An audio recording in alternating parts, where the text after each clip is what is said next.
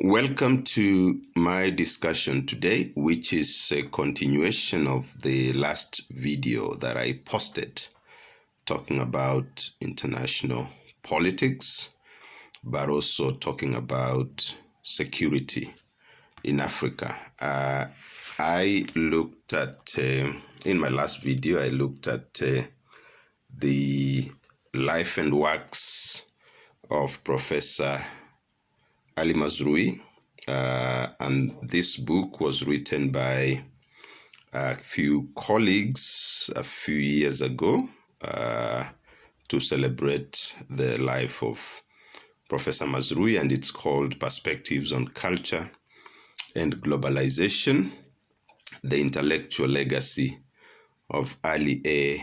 Mazrui. And we saw in this book the thoughts or Ali Mazrui's thinking around Africa's security, which according to some scholars may have led to the promulgation of the African peace and security architecture.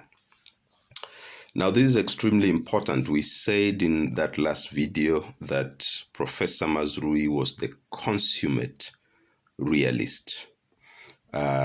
Realism takes matters of security very seriously.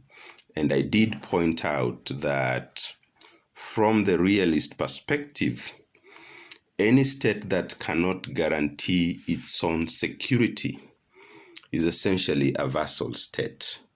In other words, if you rely in this anarchical reality, in this self-help, what we also call self-help global reality, if you rely on other states for your security, then those other states dominate you and may be in a position to even determine your policies, both internally and what you apply as foreign policy.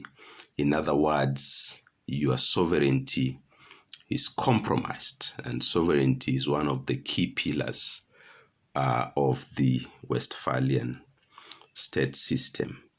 Now, we want to dig a little deeper into this and just look at the Niger situation vis-a-vis Mazrui's thought. In writing Pax Africana, Mazrui did point out that Pax Africana means that the peace of Africa is to be assured by the exertions of Africans themselves. Pax Africana postulates a triumph of continental jurisdiction and perhaps of racial sovereignty. And this is exactly what Mazrui postulated in his thinking. By continental jurisdiction, Mazrui means that there are certain African problems which should only be solved by Africans themselves. Now, this is a review of Professor Mazrui's work on Pax Africana that was done by Professor Anyang' Nyong'o for this work. Now, just to continue this debate, I also have here with me one of the books edited by one of my former professors, Professor Makumi Mwagiru, also a professor of international law, but also spent a lot of his time as director of the Institute for Diplomacy and International Studies, where I've done a lot of my postgraduate work. Now, this book is titled African Regional Security in the Age of Globalization. African Regional Security in the Age of Globalization. So, what Mazrui postulated and we said it basically informed some of the regional security arrangements in Africa. In other words, Mazrui's work has had an influence on what scholars such as Makumi Mwagiru are in the present era, if I could call it that, are contributing to.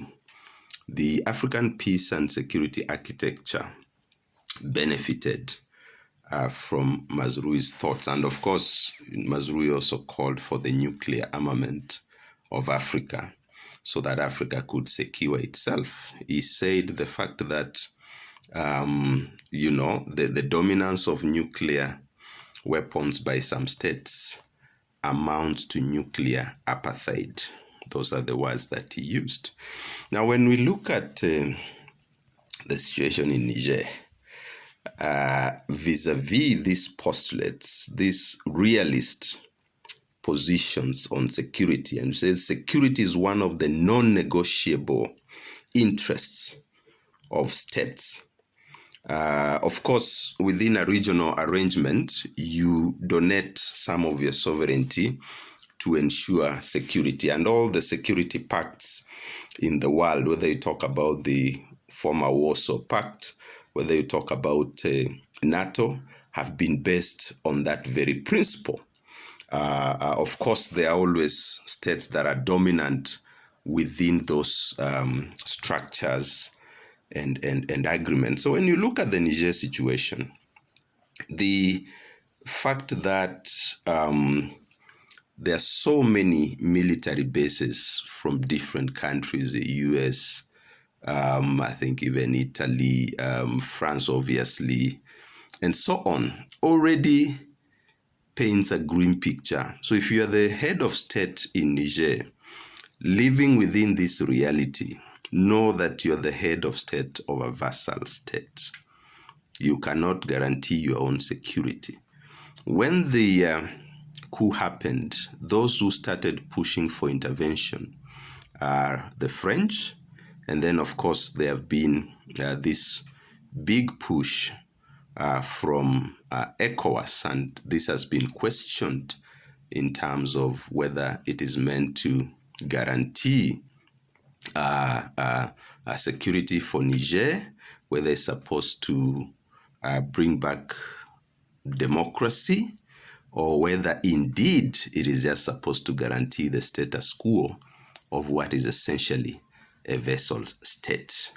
So that is the reality, and based on reflections on Mazrui's work, basically that is, and from a very realist paradigm of looking at things, that is the reality. And therefore, these are the key questions that for us, the AU, ECOWAS, and so on, have to grapple with, even as they contemplate whatever action they are thinking about. That's the reality that they have to contemplate and discuss. Security in Africa.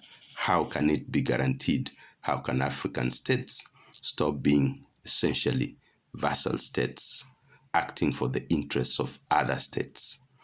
Now that brings us to the end of our conversation today. As usual, we encourage people to read, especially the young people. There is no life without books. Thank you.